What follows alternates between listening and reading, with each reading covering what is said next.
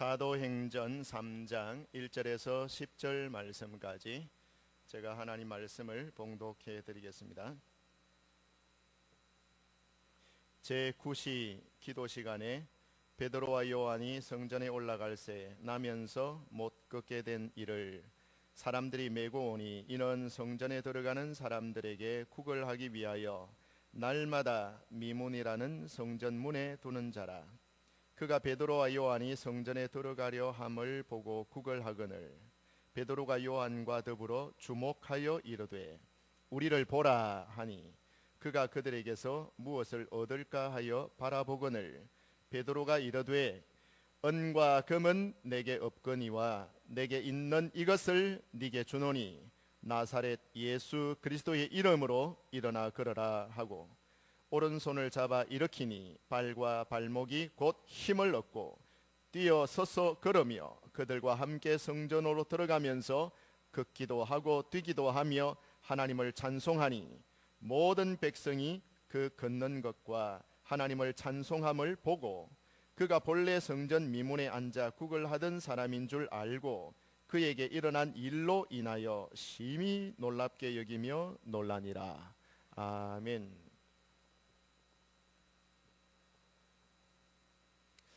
오늘 이 본문의 내용은 대부분의 성도들이 몇 번 정도는 이미 설교를 들어서 다 알고 있는 내용이리라 그렇게 생각이 됩니다. 하지만 저는 오늘 여러분이 평소에 들으신 그 내용과 조금 각도를 다르게 해서 설교를 하려고 하고 있습니다. 여러분, 이 사도행전 3장과 4장의 내용을 간단하게 설명을 드린다면은 예수님이 부활 성천하신 이후에 제자들에게 약속한 것이 무엇이었습니까? 보혜사 성령을 너에게 보내줄 것이다 라는 약속을 했죠. 그래서 그 약속을 믿고 마가 요한의 다락방에서 많은 성도들이 모여서 기도했습니다. 무엇을 받으려고요? 성령을 받으려고 약속하신 성령이 오기를 기다리고 있었습니다. 실제로 성령 강림 사건이 일어났습니다. 성령 강림 사건 이후에 성령의 충만함을 받았던 성도들 그리고 주의 제자들이 어떻게 그 이후에 성령 충만 받고 난 이후에 하나님의 일들을 어떻게 이루어 갔는가를 보여주는 것이 지금 3장과 4장의 내용들입니다. 여러분, 성령 강림 사건 이후에 시작된 초대 교회가 활발하게 성장해가는 모습을 보여주는 게 지금 3장에서 시작되고 있는 것이죠. 3장은 베드로와 요한이 성전에 기도하러 올라가다가 한 하반신 장애인, 그러니까 태어나면서부터 장애를 가진 하반신 장애인을 만나게 되고 그를 예수님의 이름으로 고쳐준 사건이 기록되어져 있습니다. 그리고 그 광경을 지켜보던 수많은 백성들이 너무나 충격을 받고 깜짝 놀라는 그 장면을 우리에게 보여주고 있는 것이죠. 저는 오늘 이 3장의 말씀에 기록된 이 치유 사건, 나면서부터 하반신 장애를 가지고 태어났던 사람이 고쳐지는 모습을 쳐다보면서 무엇을 말씀드리고 싶으냐? 이 모습은, 이 치유 사건은 죄 아래 신음하고 있는 인간이 예수 그리스도의 은혜를 받아들이게 될 때에 구원과 참 자유를 얻게 된다라고 하는 것을 상징적으로 보여주는 모습이라고 먼저 말씀을 드리고 싶습니다. 우리는 이 기적을 보면서 놀라운 능력이, 놀라운 이 기적이 예수님 시대에만 있었던 것이 아니라 성령 충만함을 받고 난 이후에 제자들과 제자로서의 삶을 살아가는 성도들에게서도 일어날 수 있었던 일이다라는 것을 여러분이 생각을 하셔야 됩니다. 그러면 어떻게 이런 일들이 가능하게 되었는가? 어떻게 하나님의 능력이 임해서 이 사도들과 성도들을 통하여 이 능력과 기사가 일어나게 되었는가를 찾아보자라는 겁니다. 여러분, 그 원인은요, 두 가지입니다. 첫 번째는 성령 충만한 제자들이 먼저 있었습니다. 그리고 두 번째는 성령 충만한 제자들이 사용했던 예수 그리스도의 이름입니다. 이것이 중요합니다. 여러분, 우리는 오늘 이 본문을 보면서 우리는 보통 성도들이 하나님 앞에 기도하러 나오거나 예배드리러 나올 때에 은혜 받기를 원한다라는 마음을 다 가지고 있습니다. 하나님, 내게 은혜 주시옵소서, 은혜를 주시옵소서. 은혜 받는 것에 집중하다 보니 은혜 받고 난 이후의 생활을 어떻게 해야 되는가를 잘 깊이 생각하지 못하는 경향들이 있습니다. 여러분, 사도들이 그때 당시에 성령의 충만함을 받고 난 이후에 성령 충만한 그 상태를 어떻게 계속적으로 유지할 수 있었는가를 눈여겨보셔야 됩니다. 은혜 받았으면 그 은혜 받은 것을 계속적으로 유지하는 생활을 하는 것이 중요한데, 사도들은 어떻게 성령 충만 받고 성령 충만 받은 이후에 그 성령 충만한 상태를 계속적으로 잘 유지할 수 있었을까? 그 성령 충만한 상태가 때로는 능력으로 나타나서 병자들을 고치는, 그리고 복음을 증거하고 하나님께서 그들에게 부여하신 사명을 끝까지 완수해내는 형태로 드러나고 있지 않습니까? 어떻게 그 생활을 유지할 수 있었는가? 그거를 말씀을 통해서 여러분에게 드리고자 합니다. 여러분, 첫 번째 나타나는 1절 말씀을 우리 다 같이 한번 읽어볼까요? 1절을 생각하시면서 유심히 한번 읽어보겠습니다. 누가 무엇하러 어디로 가고 있었는지를 생각하면서 한번 읽어보겠습니다. 준비되셨죠? 1절 같이 읽겠습니다. 시작.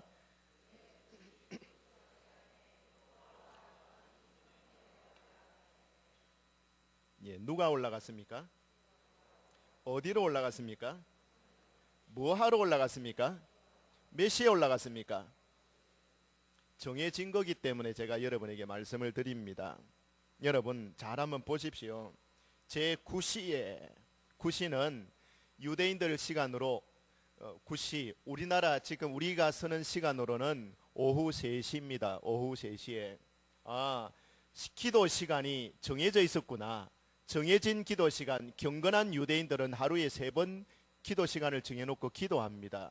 아침 9시, 12시, 그리고 오후 3시 3번은 항상 기도하는 시간입니다. 그 기도 시간에 성전에 올라갔다라고 말하고 있습니다. 기도하러 말입니다. 여러분, 오순절날 약속하신 성령님이 임하셨고 그 성령 충만함을 받았던 제자들이 규칙적으로 기도하는 생활을 했구나. 규칙적으로 기도하는 생활을 계속 이어갔을 때에 그 성령 충만한 상태가 유지될 수 있었구나라는 것을 여러분이 생각하실 수 있어야 됩니다. 여러분, 베드로와 요한이 그냥 올라간 게 아닙니다.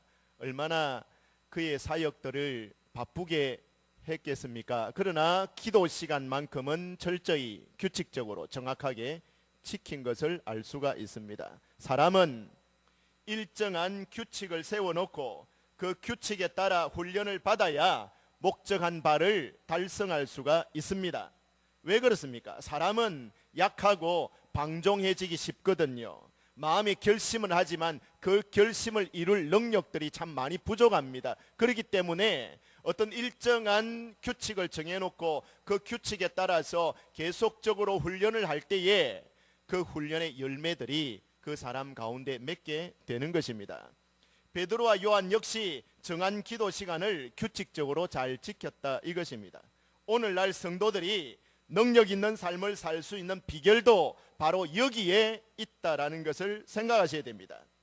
여러분은 기도 드리기 위해서 시간을 정하고 성전에 올라가는 그런 삶을 사신다면은 하나님의 은혜와 성령의 충만함이 계속 유지되는 줄로 저는 믿습니다. 예수님 자신도 늘 기도에 힘쓰는 생활을 하셨습니다. 여러분, 다시 1절을 다시 보시면은요, 제9시 기도 시간에 베드로와 요한이 어디에 올라갔다고요? 성전에 올라갔다. 기도 시간에 성전에 올라갔다. 이것을 예사로 보면 안 됩니다. 여러분, 기도하러 성전에 올라갔다. 그게 뭐 대수냐? 하지만 큰 변화입니다.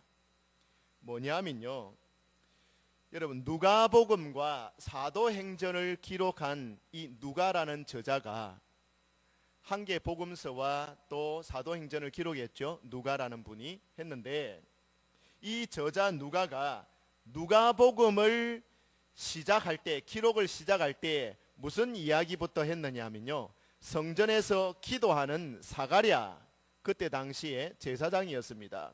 성전에서 기도하는 제사장 사가랴의 이야기부터 시작하고 있는 것을 여러분 다 아시죠? 누가복음 1장 5절에 보면은 유다 왕 헤롯 때에 아비야 반열에 제사장 하나가 있었는데 이름 사가랴라, 그렇게 소개하고 있습니다. 그리고 10절에 보면 제사장 사가랴가 성소에 들어가서 분향할 때에 그 시간에 모든 백성은 밖에 서서 뭐 하고 있었다라고 말했느냐 하면요, 기도하고 있었다 그랬습니다. 여러분, 성경을 유의해서 보셔야 됩니다. 이런 부분들은 굉장히 중요한 부분이에요. 누가가 누가복음을 기록할 때 제일 처음에 어떻게 시작하고 있느냐 하면, 제사장 사가랴라는 사람이 자기 당번 때에 성소에서 분향하고 있을 때 그 밖에서 사람들이, 백성들이 그 제사장을 생각하면서 기도하고 있었다라고 말하고 있습니다. 그리고 또 사도행전을 기록했죠. 사도행전의 출발이 예수님의 부활 성천 이후의 사건인데, 예루살렘에서 사도들과 성도들이 1장 14절에 보니 기도했다라는 이야기를 첫 출발로 삼고 있는 걸 볼 수 있습니다. 누가는 다분히 의도적으로 이 복음서를 기록할 때, 누가복음을 기록할 때에 백성들이 기도했다, 또 사도행전 기록할 때도 성령 충만 받기 위해서 그 앞에 먼저 사람들이 모여서 기도했다, 그 기도한 것을 굉장히 부각시키고 있는 것을 볼 수가 있습니다. 그런데 왜 이것이 중요하냐, 기도를 부각시키고 있는 것이 왜 중요합니까? 여러분, 한번 질문해 보겠습니다. 성전은 어떤 곳입니까? 구약의 성전은 어떠한 곳입니까? 뭐 하는 곳입니까? 네? 제사 드리는 곳 아닙니까? 제사 드리는 곳이죠. 구약의 성전 그러면은 대부분의 사람들 머리에는 하나님께 제사를 드리는 곳, 그렇게 생각을 한답니다. 원래 성전은 제사 드리는 곳이죠. 제물을 바치고 제사 드리는 곳인데, 지금 본문은 누가복음이나 사도행전에서나 누가가 설명하고 있는 핵심이 뭐냐면은 제사의 핵심이 있는 것이 아니라 뭘 말하고 싶었냐 하면, 성전이 제사의 장소가 아니라 기도하는 장소로 바뀌어진 것을 설명하고 있는 겁니다. 그게 첫 출발이에요. 여러분, 눈여겨보셔야 됩니다. 기도의 장소로 선택되어지고 있는 상황을 지금 설명을 하고 있는 겁니다. 그러니까 베드로와 요한이 제사 드리러 성전에 올라갔다라고 말하지 아니하고, 제9시 경건한 유대인들이 기도하는 그 정한 시간에 성전에 기도하러 올라갔다라고 이야기하고 있는 겁니다. 여러분, 무엇입니까? 제사 외에 다른 목적으로 성전에 들어갔다라는 사실입니다. 이 부분을 여러분 쉽게 넘겨서는 안 됩니다. 성전의 기능이 예수님 부활 성천하신 이후에 성전의 기능이 바뀌어졌다라는 것을 깨달으셔야 됩니다. 예수님이 십자가에 처형당하시고 부활하시고 성천하신 이후에 더 이상 성전에서는 짐승을 죽이는 제사가 필요 없게 되었다, 이 말입니다. 성전은 더 이상 짐승을 죽여서 제사 지내는 장소가 아니라 하나님께 백성들이 올라와서 기도하는 장소로 바뀌게 되었다는 것을 설명하고 있습니다. 예수님도 내 아버지 집은 만민의 뭐하는 집이다? 기도하는 집이라고 가르쳐 주셨습니다. 예수님 이후에 성전은 제사 드리는 곳이 아니라 기도 드리는 장소로 성전의 기능이 바뀌어졌구나라는 것을 여러분 확인해 보셔야 됩니다. 여러분, 제자들은 성전에 올라가서 기도한 겁니다. 기도하러 그 바쁜 시간을 쪼개 가지고 성전에 올라갔습니다. 시간을 정하고 규칙적으로 찾아갔습니다. 이것이 여러분이 은혜를 유지하는, 하나님이 주신 은혜를 유지하는 비결인 줄로 믿으시기를 바랍니다. 사랑하는 성도 여러분, 우리는요, 오늘 저와 여러분도 예배 드리는 시간 정해놓은 시간 아니십니까? 기도하는 시간 정해놓은 시간 있죠? 있습니다. 분명히 함께 기도 드리자고 정해놓은 시간 있고 함께 예배 드리자고 정해놓은 시간 있는데, 정한 시간에 여러분이 교회에 올라오셔서 기도하고 하나님 만나는 생활을 해야 하나님의 능력을 힘입게 되고 하나님의 능력을 힘입는 사람이 하나님의 일에 수종될 수가 있는 것입니다. 이것이 여러분이 능력 받고 그 능력을 항상 유지하는 비결인 줄 믿으시기를 바랍니다. 저는 분명하게 생각합니다. 한 번 올라온 사람보다 두 번 올라온 사람이 믿음이 더 있는 것이고, 두 번 올라온 사람보다 세 번 올라온 사람이 하나님이 능력을 더 주시는 것이고, 능력 더 받은 사람이 더 하나님의 일에 충성하게 되어 있는 법입니다. 여러분 신앙생활을 열심 있게 하실 수 있기를 바랍니다. 열심을 품고 주를 섬기라 라는 말이 있습니다. 저는 바라건대 집값이 문제가 아니고 피를 얼마 받느냐 이런 게 중요한 게 아니고, 교회 중심으로 여러분이 사시려고 하면은 교회 가까이 이사를 많이 오십시오. 누가 하면 크게 했습니까? 노명년 집사님, 배동진 집사님 어디 계시는겨?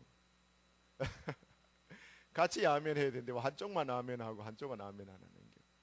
옛날에 우리 클 때에 어른들이 다 그랬어요. 하나님 중심, 교회 중심, 성경 중심으로 살아야 된다. 여러분들에게 똑같은 말씀을 그렇게 드리고 싶어요. 교회가 가까워야, 교회의 특성이 뭡니까 여러분? 기도하라고, 기도하려고 정해놓은 장소 아닙니까?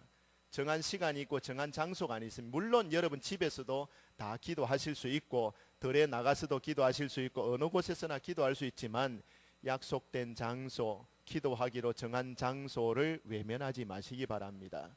하나님의 교회에 올라와서 기도하려고 만들어 놓은 이 집에 앉아서 하나님 앞에 기도할 때에 여러분 하나님이 기뻐하십니다. 교회 중심으로 여러분 생활하시면은, 교회 중심으로 또 교회 가까이 이사 오시면은 한 번 올 수 있는 사람이 두 번 오게 되고, 두 번 올 수 있는 사람 세 번도 오게 됩니다. 가까우니까 더 자주 찾아오게 되고 더 하나님께 기도 많이 하게 되고, 그렇게 하면 여러분의 경건 생활에 큰 유익이 있는 줄 저는 분명하게 생각을 합니다.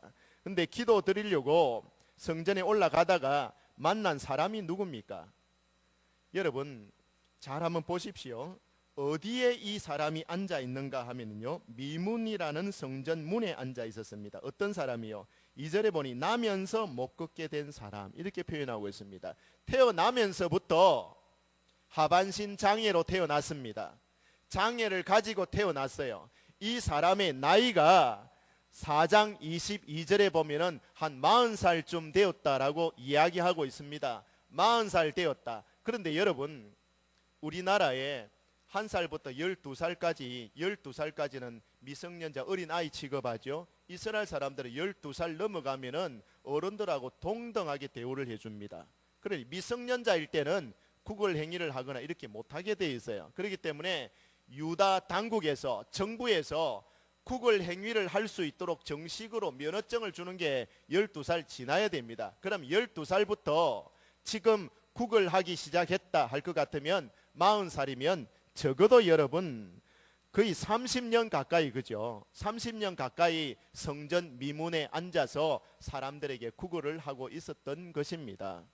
여러분, 가난한 사람, 이런 장애가 있는 사람을 유다 당국에서 성전 미문 이런 곳에 앉아가지고 구걸하며 연명할 수 있도록 배려를 해주는 겁니다. 이런 사회적인 약자 계층에 속한 사람들은 말이죠. 근데 여러분, 이 본문을 가만히 보면은요, 미문 이렇게 나오는데, 미문은 성전의 문들이 여러 개 있지만 미문은 이방인들의 뜰과 여인들의 뜰을 연결하는 문입니다. 성전에는 이방인이 들어갈 수 있는 범위가 있고 여인들이 들어갈 수 있는 범위가 있습니다. 그 이상은 못 들어가죠. 여인들이 머무는 뜰, 이방인들이 들어갈 수 있는 뜰, 그리고 제사장이 들어갈 수 있는 곳, 이게 다 다릅니다. 그래서 이방인들과 여인들이 머물 수 있는 그 사이를 연결해 주는 문이 성전 미문인 겁니다. 근데 여러분, 성전에 예배를 드리러 오거나 기도를 드리려고 오는 사람들이 가장 많이 드나드는 문이 미문이라요. 자, 그러면은 통행량이, 사람들이 오고 가고 하는 빈번한 횟수가 제일 많은 문이 미문이라면은 그 미문에 앉아서 구걸을 하면은 꽤 수입이 짭짤했겠죠. 분명히. 그렇죠. 또 가난한 사람이고 또 장애가 있는 사람이니까. 아무튼 이날에도 베드로와 요한이 성전 안으로 기도하러 들어가려고 할 때에 그 미문에 앉아있던 안전뱅이가 하반신 장애인이 무엇을 얻을까 하여 베드로와 요한을 쳐다보게 되는 겁니다. 지나가니까 쳐다보고 손을 내밀겠죠. 한 푼 주세요 이래 했겠죠. 하니까 베드로가 쳐다봅니다. 쳐다볼 때에 뭐라고 말을 했느냐 하면요, 그 하반신 장애를 가진 거린에게 우리를 주목하여 보라 그랬습니다. 우리를 주목하여 보라, 눈과 눈이 마주치도록 하라 라는 거죠. 사도들과 한 가련한 지체 장애인 서로의 시선이 부딪히는, 인격과 인격의 접촉이 이루어지는 그런 장면입니다. 그는 베드로의 명령에 순종하여서 베드로를 쳐다봅니다. 주목하여 봅니다. 바라보는 이 일은 쉬운 일 같지만은 은혜 받는 데에 굉장히 중요한 일이고, 여러분 참 힘든 일이기도 해요. 바라보라 그러는데 안 바라보는 사람이 있어요. 고집이 세가지고 자기 주관이 너무 뚜렷해가지고 본다고 무엇이 해결될 게 있겠나. 자기 고집, 자기 생각 이런 것들이 너무나 강한 사람들은 남의 말을 잘 안 들으려고 하죠. 지금도 저를 쳐다보는 사람이 이제 대부분이지만 안 보는 사람도 있습니다. 무엇이 소중한 게 밑에 있는가 무릎을 쳐다보면서 이래 있는 사람들, 시계 보는 사람, 주보 보는 사람. 지금 주보 보는 시간 아니죠. 어느 교회는 목사님이 설교하고 있는데 핸드폰 꺼내가지고 쇼핑하고 앉아있는 집사님들도 있다는데요. 우리 교회는 없는 줄 알고 감사하게 생각합니다. 진짜죠? 예, 어느 교회에 가보면은 목사님 설교하고 계신데 핸드폰 꺼내가지고 뭐 검색한다고 앉아있는 이 성도들이 있다는, 예배 시간에 예배 드리러 온 건지 놀러 온 건지 예배를 보러 온 건지 구별을 할 수 없죠. 근데 보라 할 때에 볼 수 있어야 됩니다. 제가 굉장히 눈이 작지만은 다 보인다니, 여러분. 높은 데 올라서니까 여러분 다 보여요. 눈과 눈이 다 마주쳐야 돼요. 베드로가 말하지 않습니까? 우리를 주목하여 보라. 그러니까 이 가난한 거지가 쳐다보는 거예요. 눈이 딱 마주친 거예요. 여러분, 무엇인가를 얻기를 원하는 사람과 무엇인가를 주기를 원하는 사람이 시선이 딱 마주칠 때 역사가 일어나는 겁니다. 하나님의 능력이, 하나님이 베푸시는 공급하는 능력이 어떤 사람에게 주어지는지 여러분 눈을 열고 잘 보시기 바랍니다. 하나님이 그 크신 능력을 어떤 사람에게 주시고자 하는지 여러분 잘 보셔야 됩니다. 자, 여러분 보십시오. 베드로가 그 지체 장애인에게 우리를 주목하여 보라 그랬는데 아무것도 줄 게 없어요. 해줄 게 없어. 그러면은 보라 그런 게 사기친 말이죠. 그런 거 아닙니까?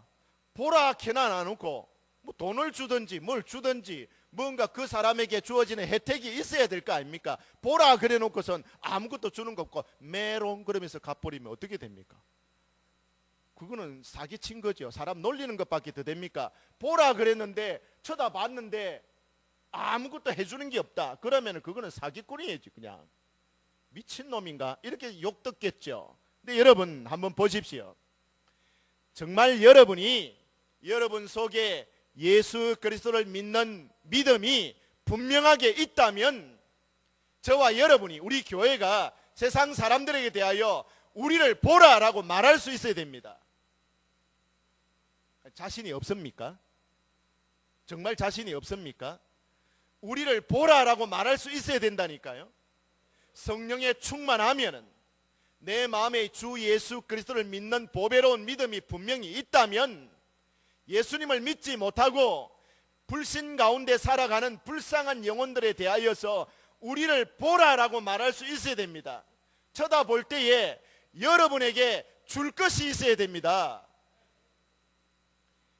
여러분, 예수님을 믿는 믿음이 분명히 여러분에게 있다면 하나님은 여러분이 하나님의 일을 할 수 있는 기회를 주신다라는 것을 깨달으시기 바랍니다.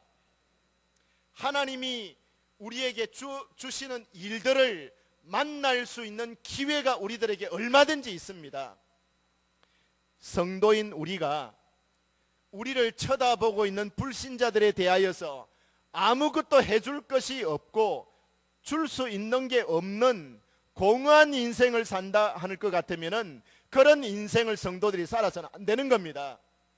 불신자들이 우리를 쳐다봤을 때에 무언가 얻는 유익이 분명히 있어야 됩니다. 줄 게 있어야 된다 그 말입니다. 아무것도 줄 게 없는 공허한 인생을 사는 것 같으면 그게 성도라고 할 수가 없어요. 흔히 하는 말, 여러분 제가 이런 말을 가끔 들어요. 여러분 입에서 하는 말, 성도들이 교회 안에서 무슨 상처를 받았다, 그래서 뭐 힘들다 이런 일일 때, 야, 교회 사람 보고 나오나 하나님 보고 나오지, 이런 말 하죠. 지금 이 시간 이후로 절대 그런 말 하지 마세요. 불신자들이 처음부터 하나님 보고 교회 오는 줄 아십니까?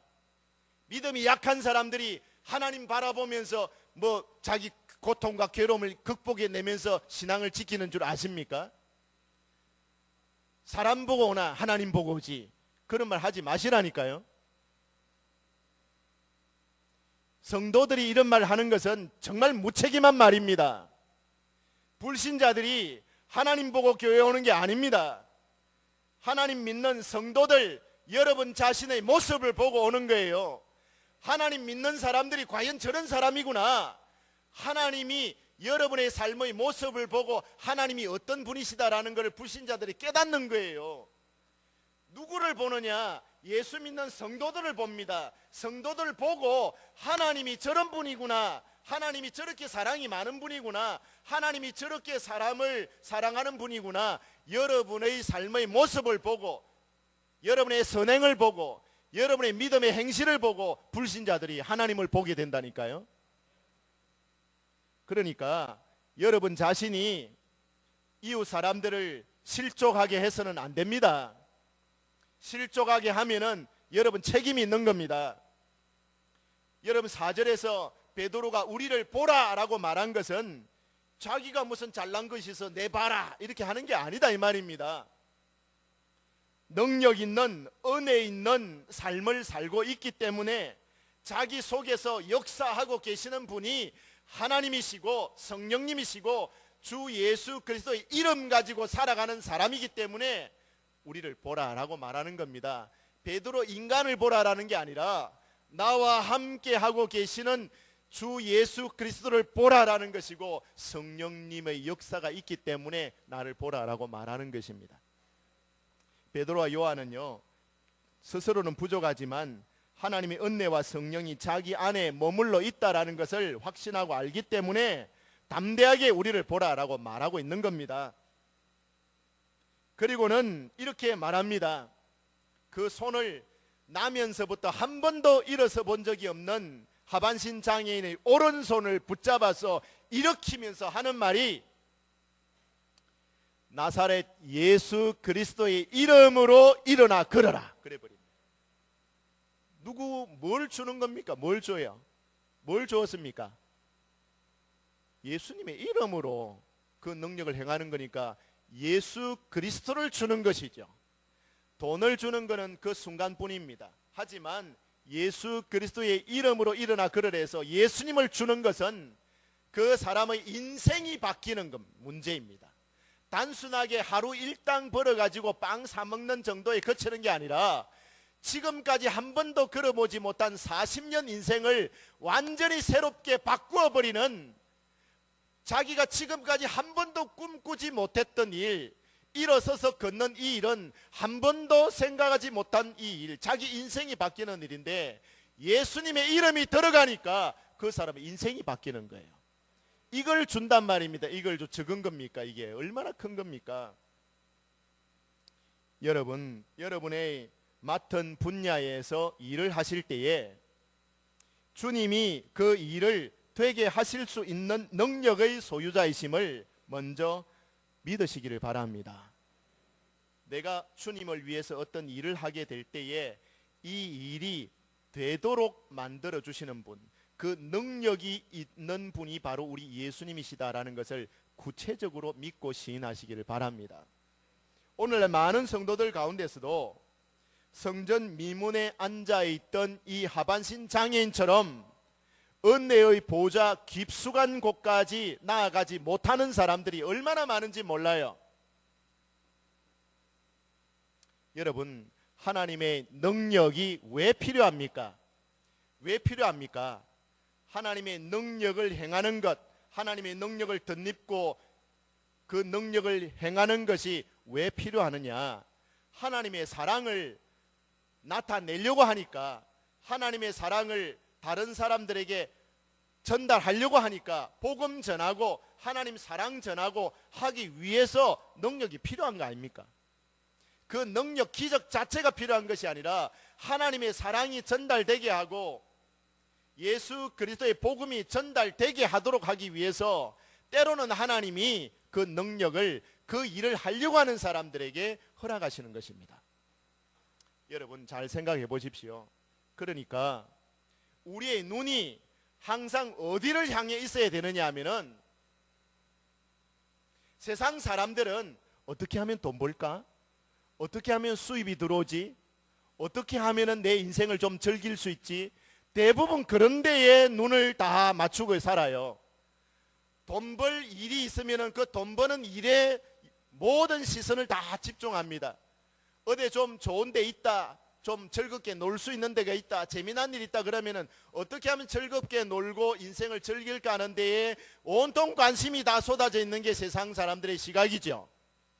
하지만 예수님을 믿는 성도들은 어디를 향해서 그 시각이 고정되어 있어야 되느냐 하면은 하나님이 능력 베푸시는 일들에 고정되어 있어야 됩니다. 어떤 일을 할 때에 하나님이 능력을 주시는가, 어떤 일을 할 때에 하나님이 함께 하시는가, 우리가 무슨 일을 할 때에 하나님이 그 크신 능력을 우리에게 체험시켜 주시고 기적의 현장에 우리가 살도록 만들어 주시는가, 그 일에 관심을 가지고 좀 집중하면서 살 수 있어야 되는 것입니다. 적어도 성도는 말입니다. 어떻게 하면은 좋은 거 먹나, 어떻게 하면 좋은 시간 보내나, 어떻게 하면 돈 좀 더 많이 버나, 늘 그런 데에 시각을 집중할 것이 아니라 어떤 일을 내가 하면 하나님이 능력을 나에게 부으시는가, 하나님이 능력 부으시는 현장, 능력 부으시는 일들을 관심을 가지고 집중할 필요가 있습니다. 그렇게 되기를 진심으로 바랍니다. 적어도 우리 시온성교회 성도들 말입니다. 내가 비록 이 세상 사람들, 어느 사람들처럼 가진 것은 별로 없어도, 가진 것은 별로 없지만 그러나 하나님의 능력이 내 삶 가운데 늘 머물러 있다라는 이 자신감으로 살 수 있기를 바랍니다. 내가 비록 좋은 옷은 입지 못했지만 주 예수 그리스도를 어떤 사람에게든지 증거할 수 있는 이 열정으로 사로잡혀서 내가 살아간다라는 자신감으로 살 수 있기를 바랍니다. 사람이요, 이 세상 살면서 부자들을 굉장히 다 부러워하죠. 굉장히 부러워합니다. 돈 많이 가지고 좋은 옷 입고 좋은 집에서 막 화롭게 호식하면서 사는 사람들 굉장히 다 부러워하죠. 근데 여러분, 사실 저와 여러분이 그런 삶을 부러워하지 않아도 될 만큼 부유한 사람들입니다. 왜 그러냐? 아니, 그 사람들 속에는 하나님이 없어. 그리고 그 당대에 그렇게 쓰다가 돈이 없어지면은 그 사람이 허무하게 인생 끝나요. 근데 여러분 한번 보세요. 하나님을 향하여 여러분 뭐라고 부르고 계시나요? 예? 진짜요? 아버지 그렇게 부르십니까? 아버지 한번 불러보세요. 그러면은 하나님을 여러분 어떻게 부르고 계십니까? 진짜입니까? 하나님이 진짜 여러분의 아버지이신 것을 확신합니까? 아버지는 자식을 사랑하는데요, 어떻게 사랑하느냐? 자기 목숨 내놔놓고 사랑했어요. 맞죠? 여러분, 그 사랑을 입은 자녀들이 분명히 맞습니까? 그러면 하나님 아버지가 가난한 분입니까? 하나님 아버지가 무능한 분입니까? 하나님 아버지가 능력이 없는 분입니까? 아닙니다. 우리 하나님 아버지는 천지를 지으신 창조주 주인이십니다. 그 손에 부귀와 능력과 권세가 있습니다. 여러분에게 임하는 모든 부귀와 능력과 권세가 그분에게로서 여러분에게 말미암습니다. 그분은 이 세상 모든 어떤 사람들보다 지혜로우신 분이십니다. 그분이 정말 여러분의 아버지가 맞다면 하나님을 향하여 아버지라고 부르는 것만큼 부유한 사람이 어디에 있습니까? 천지를 지으신 주인이 내 아버지인데 하나님을 향하여 아버지라고 부를 수 있는 것만큼 부자인 사람이 어디 있습니까? 이 세상에. 하나님을 향하여 아버지라고 부르는 것만큼 힘 있는 사람이 어디 있습니까? 없습니다. 적어도 여러분의 신분은 하나님의 자녀의 신분입니다. 그러니 째째하게 비굴하게 초라하게 가난한 척 그렇게 살지 마시기 바랍니다. 우리는 더 이상 가난한 자가 아닙니다. 더 이상 초라한 사람이 아닙니다.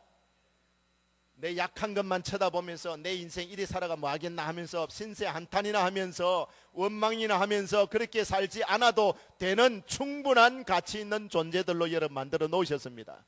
적어도 여러분은 예수 그리스도의 보혈로 하나님의 자녀 삼아 놓으신 신분들입니다.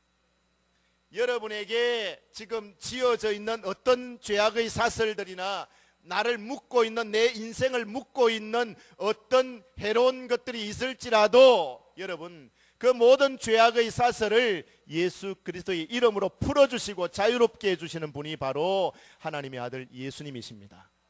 그 예수님의 이름을 사용할 때에 그 예수님의 이름을 사용하고자 할 때에 가난한 자들을 주목하고 하나님의 사랑을 나타내려고 할 때에 복음을 전하려고 할 때에 그때 그 능력을 하나님이 그 사람들에게 베풀어 주시는 것임을 믿으시기 바랍니다. 아무 일도 안 하고 있는데 능력이 뭐한테 필요하겠습니까? 아무 일도 안 하고 잠만 자고 놀러난 달이고 텔레비전 보고 앉아 있는데 능력이 왜 필요하겠습니까? 능력 안 주시는 거죠. 주면은 줄수록 손해니까. 근데 일하려고 하고 하나님 영광 나타내려고 하고 가난한 자들을 향하여 약한 자들을 향하여 주목하려고 할 때에 예수 이름을 사용하려고 하는 사람에게 하나님이 그 크신 능력을 다 주시는 줄 믿습니다. 우리 시온성교회가 그런 교회 되기를, 그런 성도 되기를 주의 이름으로 축복합니다. 기도하겠습니다.